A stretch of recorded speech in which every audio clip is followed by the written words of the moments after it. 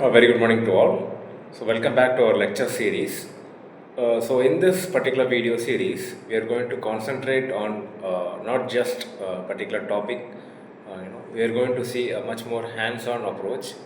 And this video is about how to program an STM32 microcontroller to control an ESP8266 such that we can host a web server and push data to it.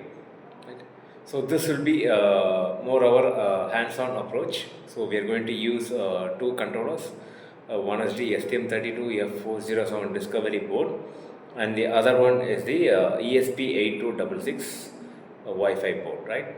So we are going to use this ESP8266 just for connecting to a Wi-Fi. It is going to act as a modem, whereas the contents which are going to be displayed through HTML programming, everything is done through STM32, right?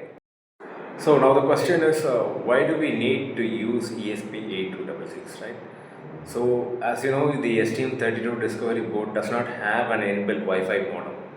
So that is the main reason we are going to use the ESP8266. You're free to choose with any other Wi-Fi modules, even with the ESP32. But for this particular project, we are going to use ESP8266 since it is a very cost-effective controller.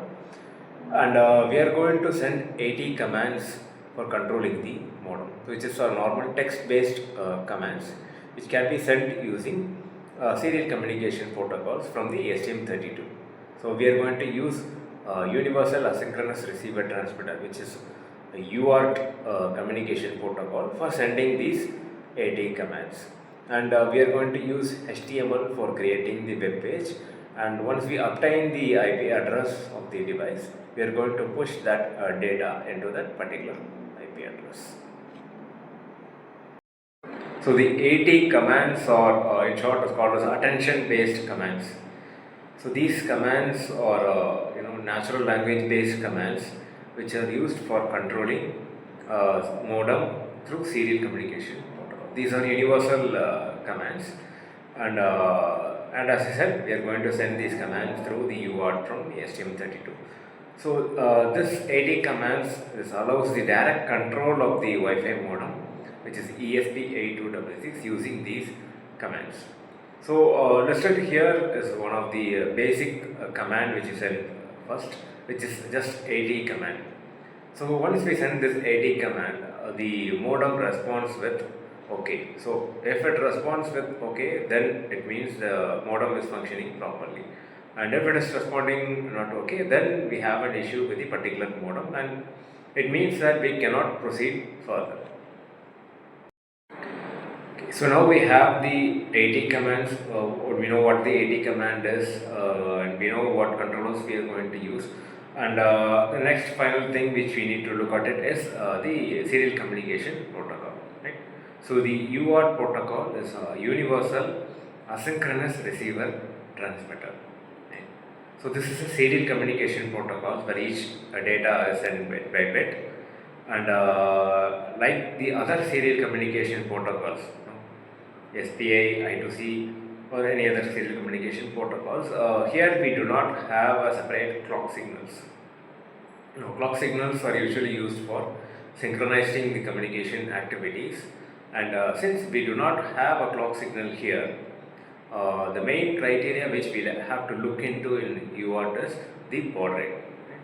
So the transmitter as well as the receiver should have a common baud rate to ensure that all the data is properly communicated. So instead of clock signal, we have a standard bit format, standard packet format for the UART, which we'll be discussing in the forthcoming slides. So based upon that particular format, we are going to synchronize the communication. So this is the actual packet format for UART. The first bit is going to be the start bit. So that denotes the start of the serial communication. And followed by the start bit, we have the data frame.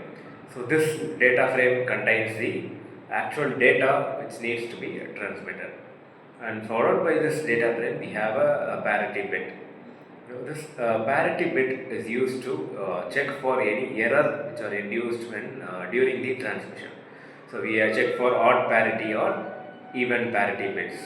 So how many number of ones are present in the data. So based upon that we can check whether it is there are even number of ones or odd number of ones. And the parity bit checks whether the same parity bit has been enabled during the transmission and the same number of bits are received during the transmission. So this is just to ensure that there are no corruption in the data which is transmitted. And finally we have the stop bits. And as you can see in the diagram above, this is a full duplex communication, and we have two pins, RX, receive and transmit pin, RX and TX pin. And on the left hand side we have the transmitter, and on the right hand side we have the receiver, right? So in that case, the transmit pin of the transmitter should be connected to the receive pin of the receiver, and likewise the transmit pin of the receiver should be connected with the receive pin of the receiver, right? So it's just both the opposite sides. So what happens here is each has a dedicated line. The transmission has a dedicated line, whereas the receive has a dedicated line. So simultaneously you can transmit as well as receive data in UART.